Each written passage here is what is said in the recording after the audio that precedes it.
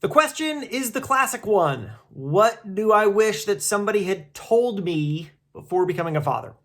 And I have to tell you, the answer is nothing. Like, keep it. Keep your advice. I don't need it.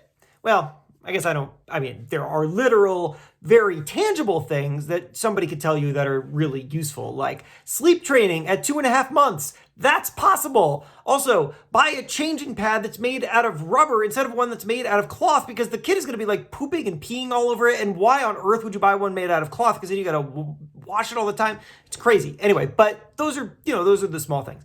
Otherwise, obviously the thing that everybody tells you is like, well, get a lot of sleep before, like, as if that works. Like, sleep is not a bank. You cannot bank sleep. I wish you could bank sleep.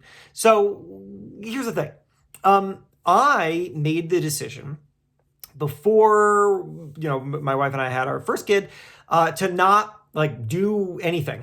I didn't read a book.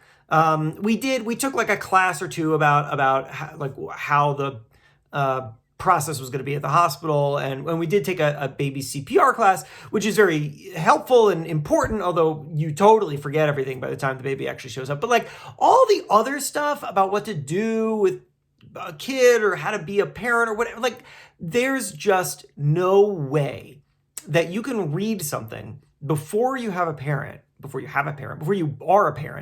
this is parent brain, and then actually have it be useful to you. At least for me, I couldn't find a single thing, nothing. I mean, I also didn't look, but like, I'm very happy that I didn't look, because it's too complex of an experience. And also it's not the kind of thing that you can, it's not a test. You can't like prepare for it and then go in and then ace the test. It just doesn't work like that. Instead, I think the best thing that you can do is just learn every day as it goes. Like, be open to learning and be open to knowing that you're going to do things wrong and that you're going to have a second shot at it.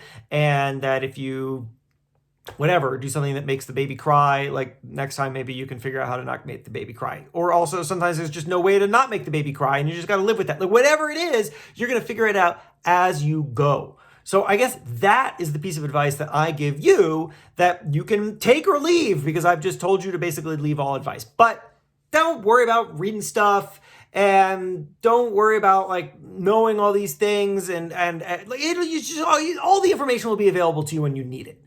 That's really the only time that it matters, is when you actually need it, and you will.